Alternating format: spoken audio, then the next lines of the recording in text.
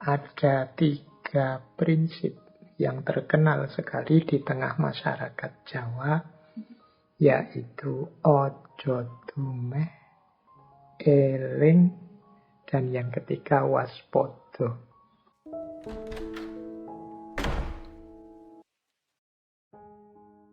Assalamualaikum warahmatullahi wabarakatuh. Ini di hampir semua tema kita yang membahas tentang falsafah Jawa, selalu saja muncul kata-kata ini. Dulu kita pernah belajar wulang reh, kita pernah belajar Wedotomo, dan banyak lagi serat-serat Jawa yang lain. Di hampir semua serat Jawa yang kita bahas, selalu saja ada ojo dumeh, eling, lan waspodo. Dulu pun waktu kita membahas tentang Semar juga ada 3 kalimat ini, 3 kata ini. Ini juga manifestasi dari orang yang punya kesadaran cokro manggilinya. Jadi yang pertama ojo dumeh itu jangan mentang-mentang, jangan sombong. Orang dumeh itu biasanya orang yang punya sedikit kelebihan tertentu dibandingkan yang lain. Makanya sering diterjemahkan sebagai jangan sombong, jangan mentang-mentang. Jangan mentang-mentang pinter, terus menyusahkan orang lain dengan ilmu kita. Jangan mentang-mentang kaya, terus senang-senang saja, tidak peduli dengan sesama. Jangan mentang-mentang jaya, mentang-mentang sukses, terus menganggap rendah yang lain, semua dianggap levelnya di bawah dia. Itu namanya dumeh. Jadi ojo dumeh.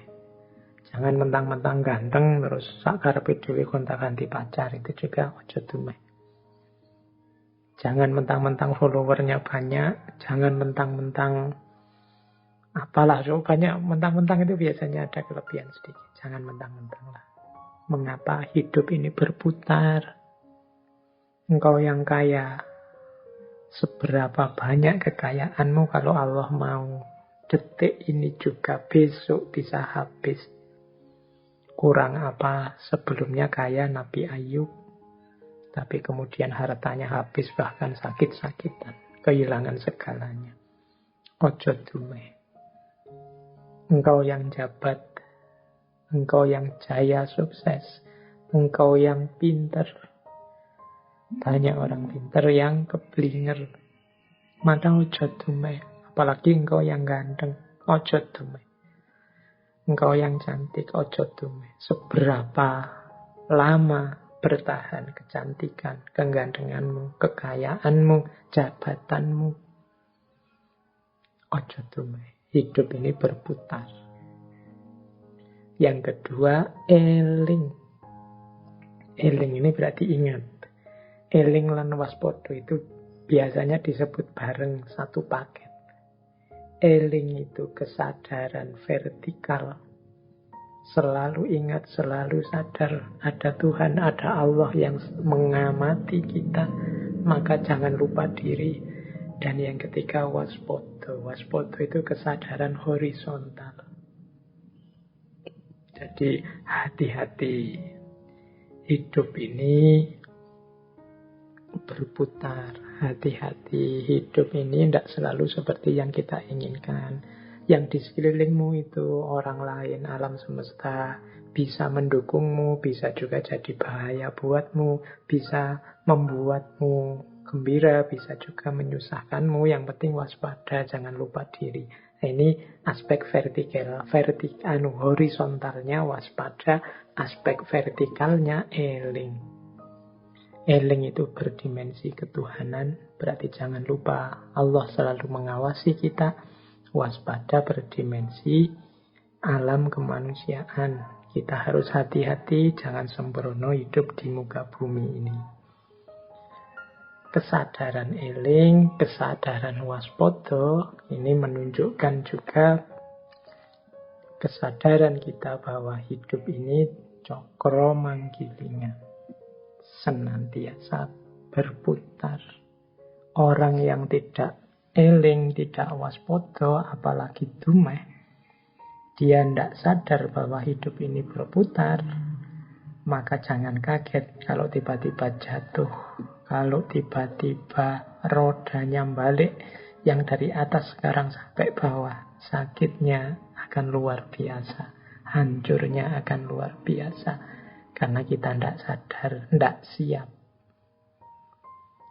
Jadi yang kedua, prinsip dasar dalam hidup menyikapi cokro manggilingan adalah ojo dumeh, eling lan waspada. Ini saya sendirikan yang 3 ini karena menjadi salah satu prinsip utama dalam kehidupan masyarakat Jawa. Apalagi yang teman-teman Jawa mestinya harus ingat 3 prinsip dasar ini, jangan sampai lupa. Kesehatan mental kita antara lain ditentukan pada ojo dumeh. Ini dimensi psikologisnya. Kesehatan spiritual ditentukan oleh ketika kita eling, menyambung dengan yang atas. Sementara kesehatan hidup sosial bersama orang lain, bersama masyarakat di tengah alam semesta itu kita bersikap waspada. Jadi ojo dumeh, eling lan waspada. Oke, itu paket kedua wisdom yang berhubungan dengan cokro manggilingan. Sekarang kita lihat yang ketiga. Menyikapi cokro manggilingan. Prinsip apa saja yang dihidupkan di tengah masyarakat Jawa, itu saya bawa beberapa prinsip yang ada kata-kata ojo. Ojo itu artinya jangan. Tadi ada ojo dumeh. Nah, ojo dumeh saya sendirikan karena jadi prinsip yang utama. Tapi ini ojo-ojo yang lain. Jadi banyak sekali jangannya. Karena ini kalau dalam bahasa sering saya sebut ini semacam remnya. Silahkan lakukan apa saja asal remnya paten. Remnya paten itu berarti jangan nabrak hal-hal ini. Baik, kita lihat. Orang yang sadar bahwa hidup ini berputar, kadang di atas, kadang di bawah. Yang pertama, ojo adikang, adikung, adiguno. Ojo adikang, adikung, adiguno. Maksudnya ojo adikang itu jangan sombong mengandalkan kekuatanmu. Ojo adigung itu jangan sombong mengandalkan kekuasaanmu. Adiguno itu jangan sombong mengandalkan kepandaianmu. Kekuatan, kekuasaan, kepandaian itu sesuatu yang kita miliki hari ini mungkin, tapi pada saatnya juga akan pergi. Tidak ada orang kuat selamanya, atau dia berkuasa terus-terusan selamanya, atau dia pinter terus, pinter dalam segala hal. Setiap kekuatan, setiap kekuasaan, setiap kemahiran, kepinteran ada batasnya. Dalam hal tertentu mungkin kita pinter, tapi dalam sangat banyak hal yang lain kita termasuk yang tidak tahu apa-apa. Di ranah tertentu mungkin kita berkuasa, punya kekuatan, punya kekuasaan, tapi di ranah yang lain yang justru lebih banyak, lebih luas, kita tidak punya kuasa apa-apa, tidak punya kekuatan apa-apa. Yang namanya manusia selalu ada batasnya. Orang sombong itu merasa kekuatannya tidak terbatas, kekuasaannya tidak terbatas, dan kepandaiannya juga tidak terbatas. Orang yang merasa kekuatannya tidak terbatas, itu biasanya menganggap yang lain lebih lemah dari dirinya. Orang yang merasa bahwa kekuasaannya tidak terbatas biasanya cenderung menganggap yang lain lebih rendah dibandingkan dirinya. Sementara orang yang merasa sangat pandai, kepandaiannya tidak terbatas biasanya cenderung menganggap yang lain lebih bodoh, lebih keliru, lebih sesat daripada dirinya. Ini memanifestasikan orang yang tidak sadar bahwa hidup itu muter. Tadi di atas saya bilang, kalau Allah mau kekuasaan, kekuatan sedahsyat apapun bisa satu detik hancur. Bagaimana ceritanya misalnya Raja Namrud zaman Nabi Ibrahim yang meninggal karena seekor nyamuk. Kurang dahsyat apa seorang raja kalahnya sama nyamuk. Kurang merasa besar apa manusia modern dengan segala kedahsyatan teknologinya. Kita merasa menguasai bumi dan seisinya, ya kalahnya melawan bahkan lebih kecil dari nyamuk, virus namanya COVID-19. Jadi tidak pantas kita itu sombong, tidak pantas kita itu merasa pintar, merasa kuat, merasa besar. Itu yang pertama. Ojo selanjutnya. Ini paket ojo-ojo, ini paket jangan-jangan. Ojo gumunan, ojo getunan, ojo kagetan, ojo aleman. Ojo gumunan itu mudah kagum. Ada apa-apa dikit, wow, ada apa-apa dikit, wow. Itu mudah kagum. Orang yang mudah gumunan, mudah kagum itu biasanya mudah ditipu, mudah dibohongi. Fenomena viral itu kan banyak memanfaatkan logika manusia yang suka gumunan. Wah, tadi itu ada ini loh, peristiwa alam yang begini loh. Wah, tadi itu gumunan, orang kagetan. Jadi orang kaget itu biasanya orang gumun itu biasanya tidak waspada. Orang wow itu biasanya terus tidak bisa berpikir jernih. Jadi bagian ojo yang kedua ini menggiring orang tidak bisa berpikir jernih. Gumunan. Kalau kita sadar cokro manggilingan, sadar bahwa segala sesuatu sudah ditentukan oleh Allah, mungkin kita tidak terlalu gumunan. Kalau Allah menghendaki, ya apapun bisa terjadi. Yang kedua, ojo getunan. Getunan itu mudah menyesal. Orang yang mudah menyesal itu menunjukkan bahwa perbuatannya tidak terkontrol atau tidak maksimal. Orang menyesal itu kan karena mbok kemarin aku begini, akhirnya ndak begini. Mbok kemarin aku begitu, akhirnya ndak. Itu orang mudah menyesal itu biasanya orang yang sembrono, tidak serius, tidak memberikan apa yang dia punya sepenuhnya. Ujian misalnya. Kalau ujian aja dikerjakan sak-sae, yang penting lulus ya wis. Akhirnya nilainya jatuh. Nah, itu kan kita menyesal.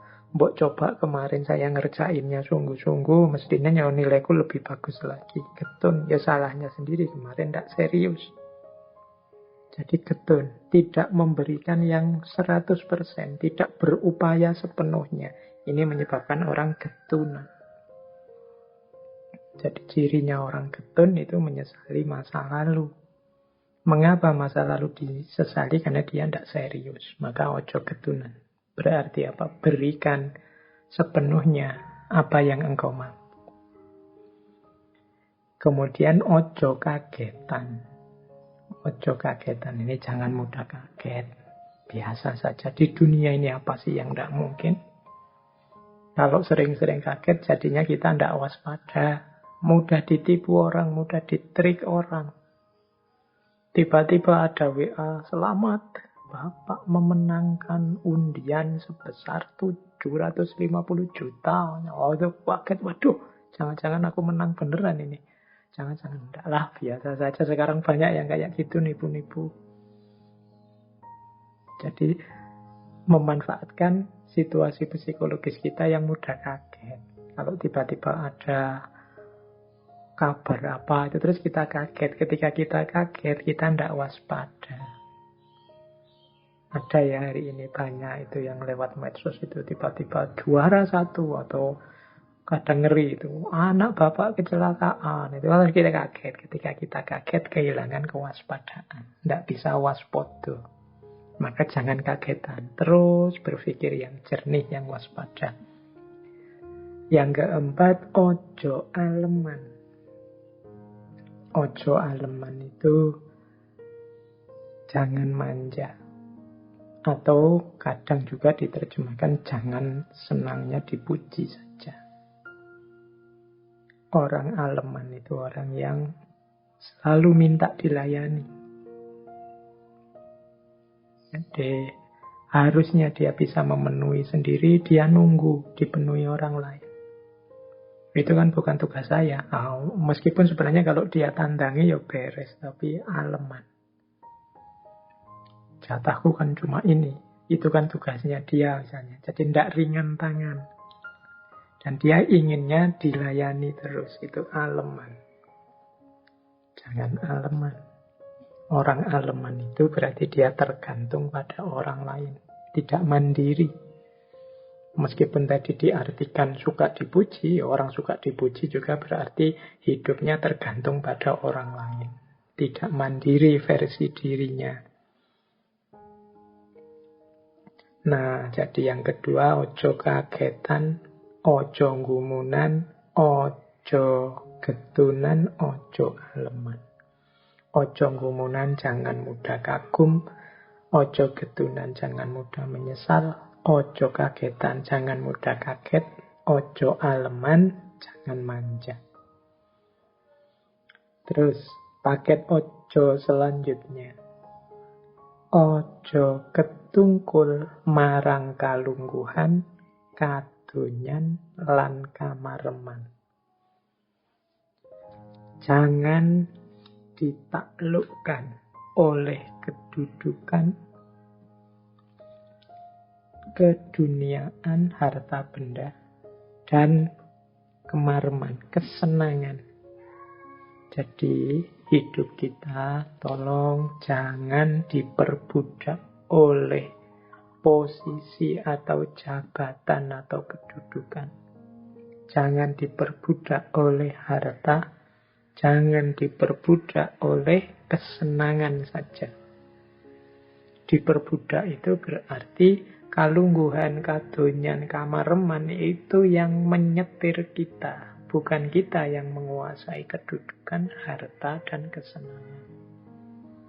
Bukan kita yang mengendalikan kesenangan, tapi kesenangan yang mengendalikan kita.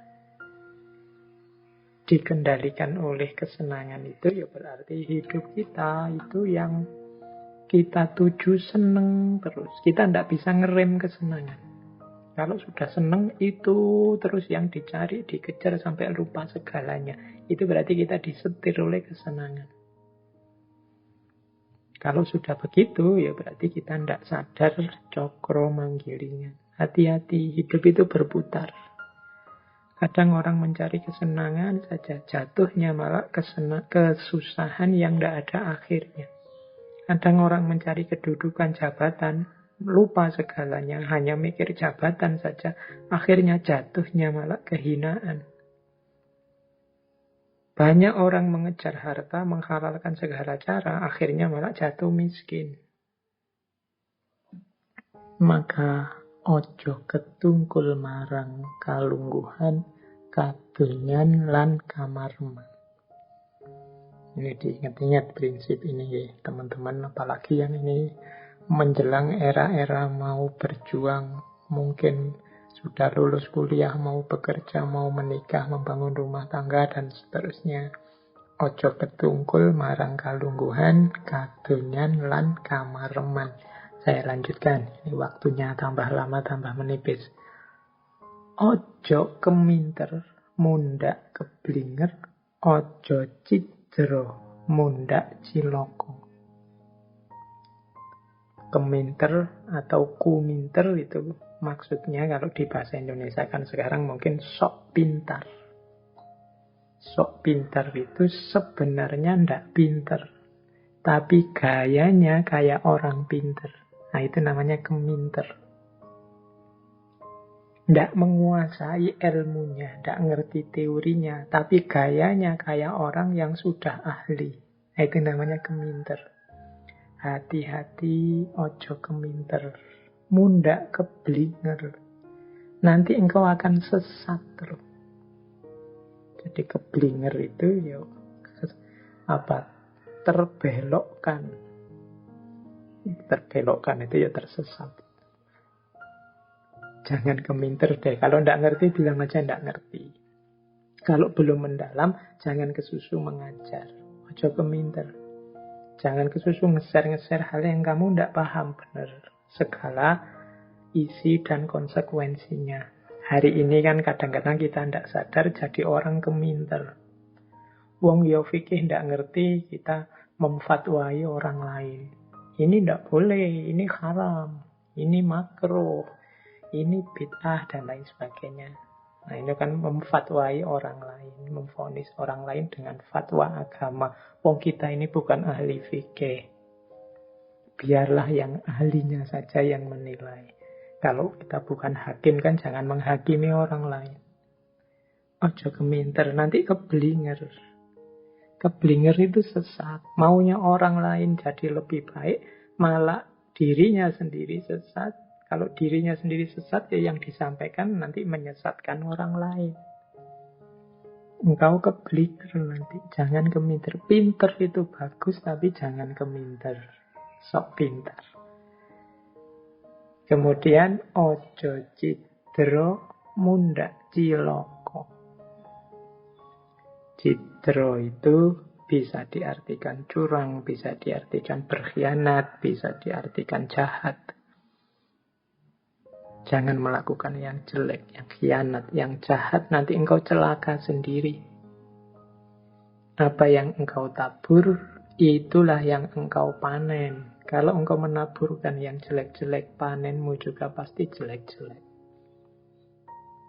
Tapi Pak, buktinya tetangga saya senang terus meskipun dia jahat sampai meninggal.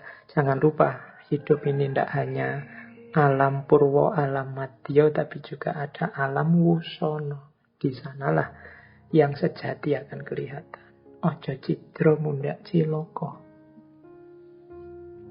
Baik, itu paket selanjutnya. Terus, ojo milik barang kang melok. Ojo mangro mundak kendo. Ojo milik barang kang melok itu jangan merasa memiliki apapun yang menempel padamu. Jadi semuanya itu tidak hakiki. Jadi ojo milik barang melok itu jangan merasa hartamu, kedudukanmu, jabatanmu, kemuliaan, kehormatan dari masyarakatmu itu kan hal-hal yang engkau miliki sekarang. Yang melok padamu. Dia hanya melok ikut, tapi bukan milikmu. Jangan merasa milik. Bahkan termasuk anak istri. Ya kalau bahasa lain itu semuanya hanya titipan dari Allah. Tugas kita mengelola sesuai dengan amanat yang punya. Ya yang punya Allah. Amanatnya Allah kita jalankan. Kita dititipi istri, dititipi suami, dititipi anak, dititipi harta, dititipi jabatan. Semuanya harus kita kelola dengan baik sesuai keinginan yang nitipi. Maka ojo milik barang kang melok. Jangan diperlakukan seperti milikmu. Tetap sadarilah bahwa itu hanya titipan. Jadi caramu memperlakukan sesuai yang nitip. Yo, kalau teman-teman nanti ada di kajian-kajian tasawuf ini lebih dalam. Bagaimana kita jangan terikat, jangan melekat dengan dunia. Kemudian ojo mangru, mundak kendu. Jangan mendua, maka akan kendu. Kendu itu kendor. Kendor itu berarti tidak fokus. Mangru itu tidak fokus, mendua. Terlalu banyak pertimbangan, akhirnya tidak jalan, tidak fokus. Akhirnya lelet dalam perjuangan. Iya Pak ya, saya bisa ini, bisa itu. Enaknya gimana? Memang pikiranmu bercabang-cabang. Tidak fokus, akhirnya tidak jalan-jalan. Saya mau sih Pak, serius. Tapi nanti efeknya begini ya Pak. Kalau yang ini bagus juga, tapi efeknya begitu. Kadang-kadang ini hanya membingungkan kita saja. Maka mantapkan. Kalau menurutmu itu sebuah kebaikan, kebenaran, ya resikonya pasti saja ada. Tidak ada yang perfect. Ambil saja, jalan. Jangan terlalu banyak berpikir neko-neko. Ojo mangru, mundak kendu, mendua. Komitmennya double-double. Nah itu biasanya terus kendor. Tidak ada yang 100% semua. Ojo nggege mongso. Ojo nggege mongso itu jangan terlalu ambisius. Jadi ojo nggege mongso itu ya jangan terlalu berambisi tentang sesuatu. Dunia ini cokro manggilingan. Kalau saatnya memang engkau di atas, ya akan di atas. Kalau saatnya hal itu memang jatahmu, takdirmu, yang akan engkau alami. Ojo nggege mongso. Punya cita-cita boleh, punya keinginan boleh, tapi jangan ambisius.